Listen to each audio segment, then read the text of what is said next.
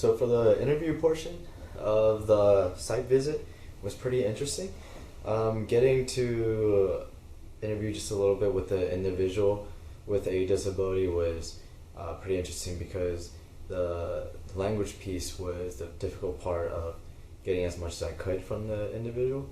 So when I asked what are some of the likes and dislikes of the class or the program, I got to hear more about, I guess, the rewards that the student gets out of having positive behavior and going through the report card and knowing it's not too difficult for the student, but still is a work in progress.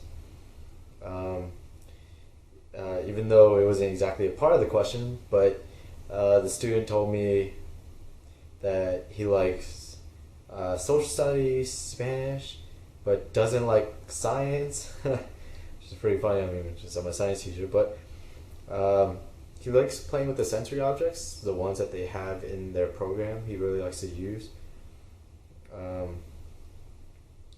But that was mainly all I could really get from the student when I was interviewing for those questions. When I asked about like his hopes, goals, and dreams, he got to tell me that he really likes to exercise and he really wants to teach people how to exercise, and he wants to go to college, which is really a good one, because it's really hard to get as much as I could from the student, but as much as I could, I guess, push for answers or pro for answers or anything like that. He got to tell me that he wanted to go as far as college to do all these things. When I got to interview the educator, some of the things that the educator told me when I was interviewing was for the philosophy on teaching was knowing, you got to have enormous amounts of patience for students with severe disabilities, because it's a really big piece that we need to all have at the same time, and it's a really big give and take for the students.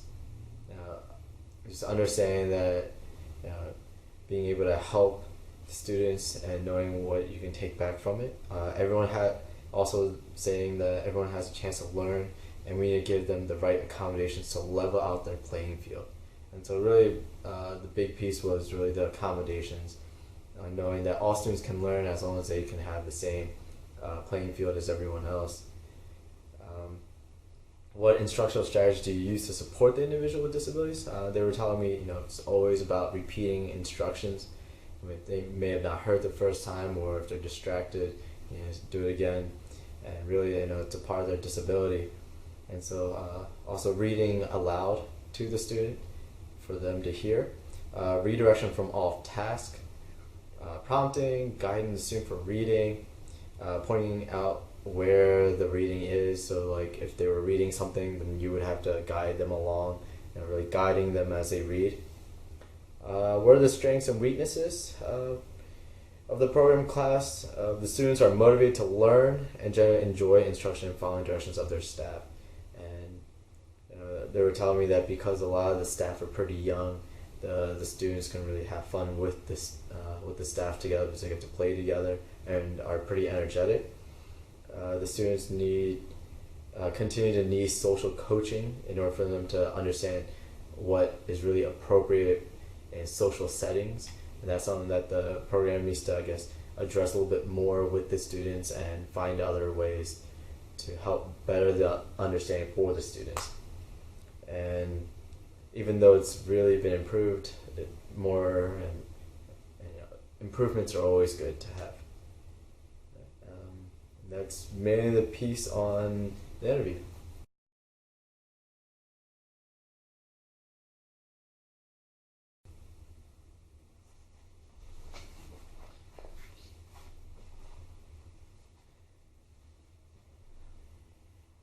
And so for the next part, description of their strategies and materials that they had, was that from the text, we realized some of the things that they should have used was more on the Universal Design for Learning, the UDL, really trying to level out the playing field by having students be able to learn all in this, not in the same way, but by incorporating as much as they can that all students can learn.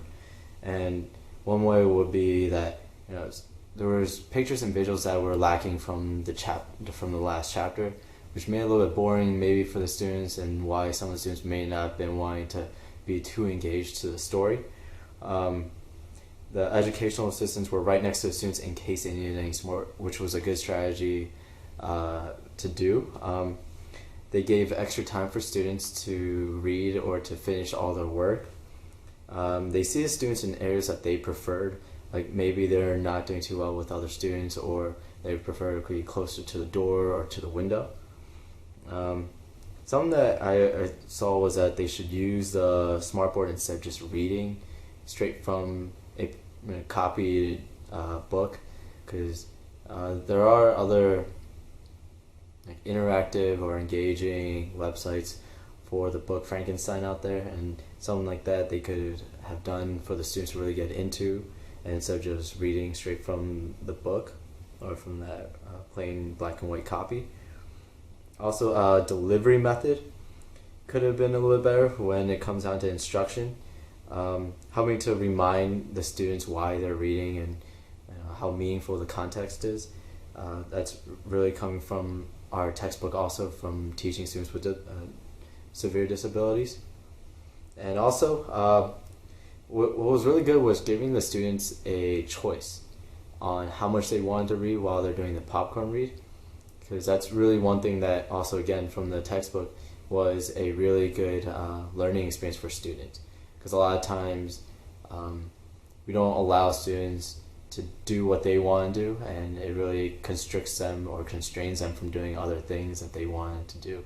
And so really allowing them to really choose how much they want to read, because if they were always chosen to only read one paragraph compared to maybe 2 or 3 sentences that made them feel a little bit more comfortable, it can make a really big difference for the students when it comes down to maybe even self-esteem or any of those things.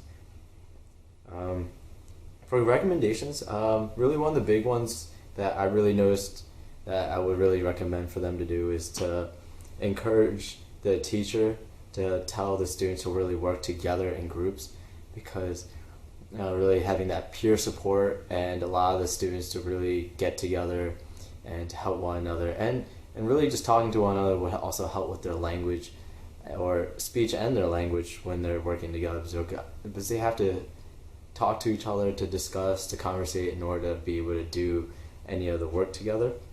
And really it gets that more social interaction that they may be missing anywhere else on the playground or even at home that they would need.